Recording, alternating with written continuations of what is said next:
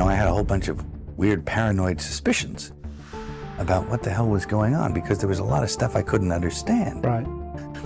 And nobody was really bothering to explain it to me. They don't. And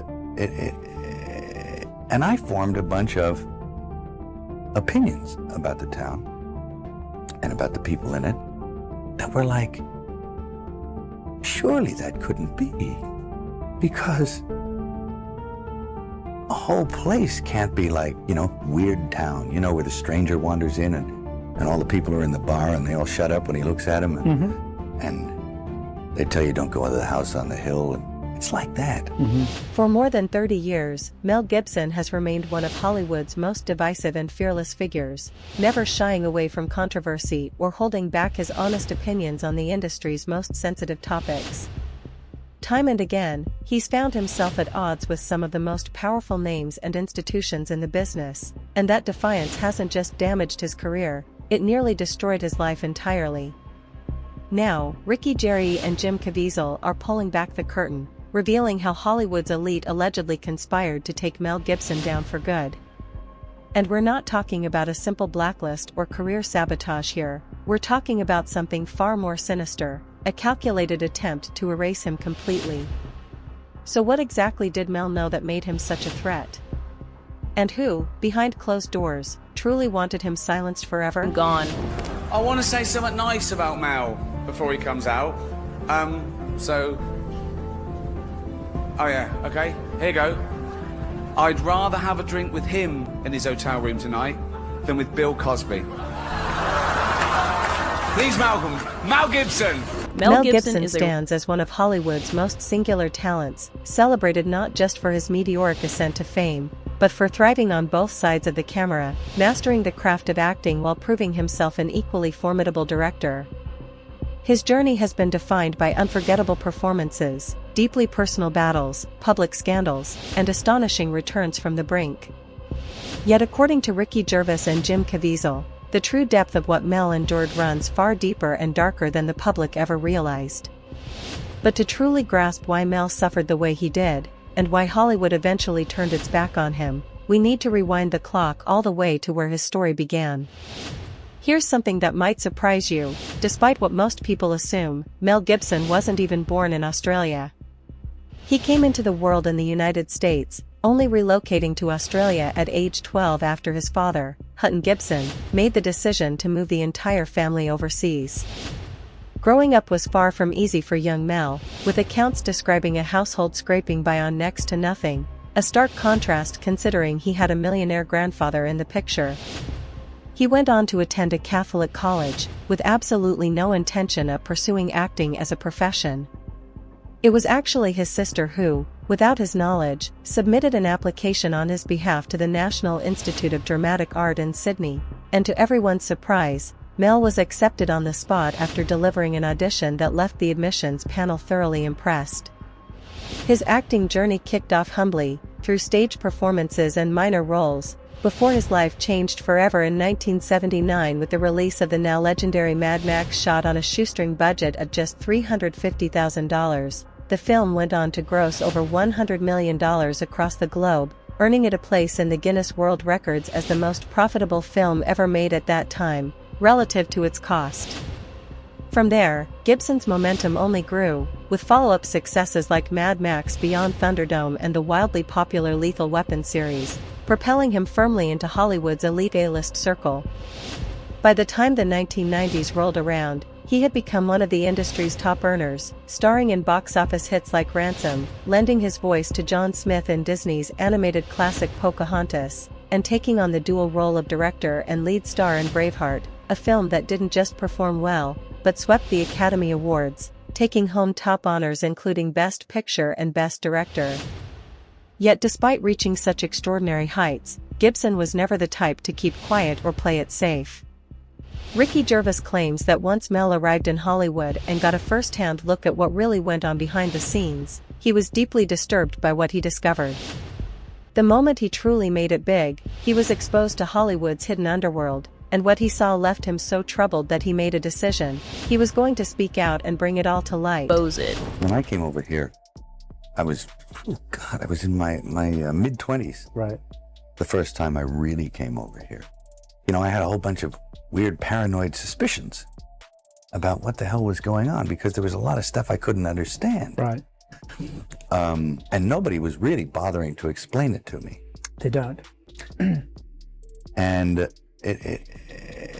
and I formed a bunch of opinions about the town and about the people in it that were like, surely that couldn't be, because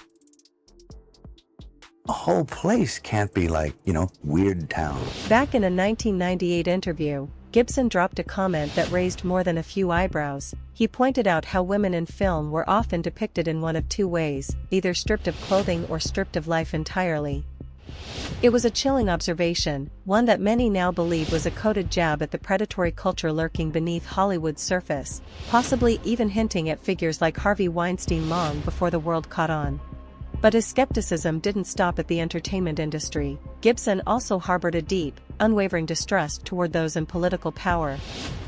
During a candid 1995 sit-down with Playboy, he didn't hold back his thoughts on then-President Bill Clinton, branding him nothing more than a small-time opportunist being pulled like a puppet by forces operating far beyond public view. He went even further, suggesting the existence of a shadowy, behind-the-scenes entity quietly steering global events from the shadows, ideas that, at the time, sounded like fringe theories, but would later creep into mainstream conversation. They tell you don't go into the house on the hill. It's like that. Mm-hmm. And then you go away and you think, no, I was wrong. I mean, that's insane thinking. I'm paranoid. I imagined that stuff. That couldn't be the reason for why so-and-so was acting like. Could it? And then you find out later on the track that you were exactly on track with a lot of this stuff. Not specifically on track, but that you could, that some of your worst nightmares were real at the time, and you think. After those comments, things took a strange turn. Mel's films suddenly started underperforming, almost as if an invisible hand was working against him behind the scenes. Stretching through the late 90s and into the early 2000s, his box office record became a roller coaster of unpredictable highs and lows.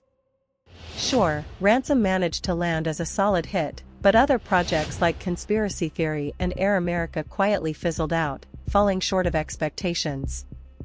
Was this all just bad luck and timing, or was something far more deliberate quietly unfolding beneath the surface? Just 3 short years after taking home the Best Director award back in '95, Mel had somehow gone from industry darling to outsider looking in, and honestly, that rapid shift says everything you need to know about how the system really operates behind closed doors. Thankfully, his sheer talent and sharp business instincts gave him the means to build his own production company, carving out a space where he could create entirely on his own terms, free from outside control. He's gotten about as close to openly confirming the dark truths lurking within Hollywood as anyone possibly could, without ever fully crossing that line and revealing everything outright. Hollywood went out of its way to paint this man as completely unhinged, when in reality, he might be one of the most level-headed, genuinely grounded individuals in the entire industry. And suddenly, everything starts clicking into place, doesn't it? Looking back at all those moments when various actors seemed to snap or unravel publicly, it's starting to feel like those breakdowns weren't random at all. Maybe they were reactions to glimpsing something disturbing happening behind the curtain. And consider this, with the Epstein files, we're still only scratching the surface, getting fragmented pieces of a much larger picture. Just imagine how much darker and more widespread things truly were decades ago. And it's crucial to remember, Epstein wasn't operating alone, P. Diddy certainly wasn't either. Also worth noting, Eyes Wide Shut ended up being Stanley Kubrick's final film before his unexpected passing. To avoid his steady gaze at one point, and I was looking at a building with the top of the sixes on it, so there was a huge illuminated triple six in red. And I went from that to that to that, and he started smiling. And I thought, oh no, Chris Walken is the Antichrist. In the wake of those scandals, Gibson essentially vanished from the major Hollywood spotlight for a stretch of years, largely shut out from big studio productions. Then, in 2004, everything changed when he joined forces with Jim Caviezel to write and direct The Passion of the Christ, an unflinchingly raw, visceral portrayal of Jesus Christ's final hours on earth. The film sparked an immediate and intense divide. Many Christians embraced its brutally honest depiction of suffering and sacrifice, while critics pushed back hard, accusing it of leaning into anti-Semitic undertones through its portrayal of Jewish authorities as the ones responsible for Jesus' death. The Anti-Defamation League went so far as to condemn the film publicly, arguing it perpetuated dangerous and harmful stereotypes.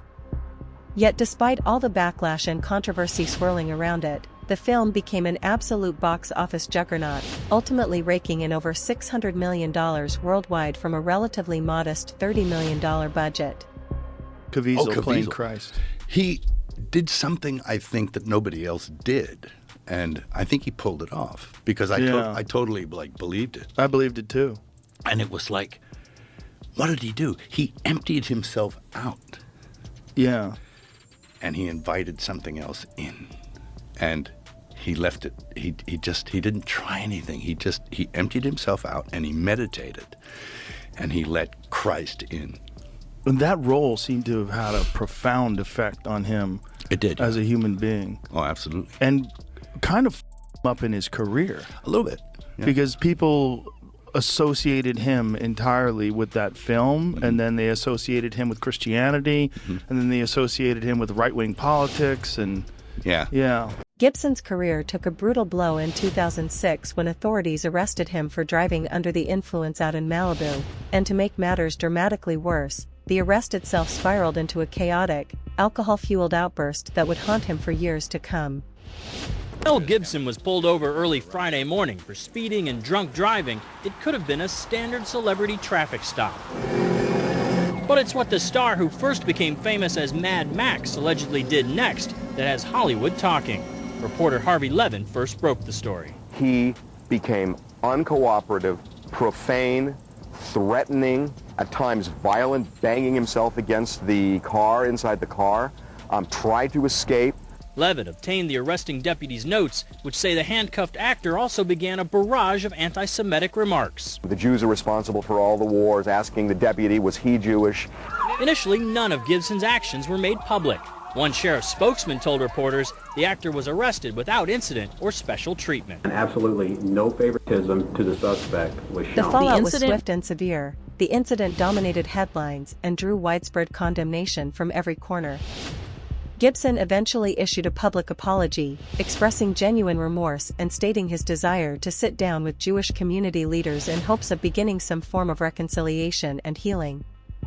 Still, for many, that apology fell short of what was needed, and the damage proved irreversible, effectively slamming the door on his mainstream Hollywood career for good. And here's where things take an even darker turn. If certain rumors hold any truth, Mel may have come dangerously close to being eliminated entirely by a mysterious figure in the aftermath of that DUI incident.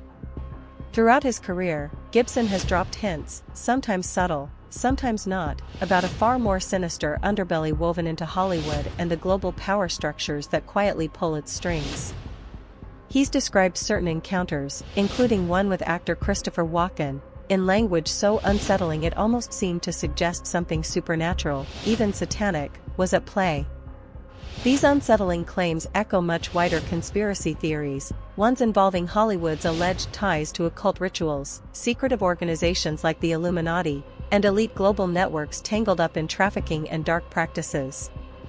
Now, while a great deal of these theories lack any solid, verifiable evidence, and are frequently brushed aside as right-wing fearmongering or paranoid delusion, they've nonetheless managed to gain real traction among certain communities online and offline. Then, in 2023, Gibson made a surprising return to the public eye as executive producer of Sound of Freedom, a modestly budgeted action thriller centered on a U.S. federal agent's mission to rescue trafficked children across Latin America. The film went on to pull in over $180 million domestically, but not without controversy, much of it tied to its associations with figures who promoted fringe theories suggesting global elites harvest substances from children. Supporters hailed the film as a powerful tool for raising awareness around real-world trafficking, while critics dismissed it outright as little more than propaganda built on radicalized narratives. When you step back and look at the full picture, Mel Gibson's career becomes a striking example of how talent, controversy, and deeply held convictions can collide head-on. His refusal to stay quiet, to challenge Hollywood's unwritten rules and speak openly about subjects most avoid, has come at an enormous professional cost, yet it's also earned him a loyal, passionate following that's stuck by him through it all.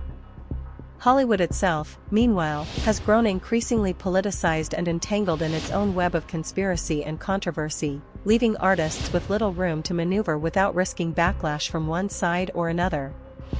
Gibson's journey reflects the broader struggle faced by anyone in the industry who simply refuses to play by the established rules. Despite the missteps, the extreme positions, and the public fallout, Gibson has remained remarkably consistent in what he believes, and his continued involvement in projects tackling human trafficking suggests his commitment to these causes hasn't wavered, even as the industry has pushed him further to the margins. Mel Gibson's story, from his early days as an outsider in Australia, to his meteoric rise as one of Hollywood's biggest names, all the way through his very public downfall fueled by controversial remarks and personal battles, remains one that continues to provoke powerful, divided reactions to this day. His claims about Hollywood's hidden corruption, secret societies, and far-reaching conspiracies have only added fuel to an ongoing debate about what really goes on behind the curtain in this industry.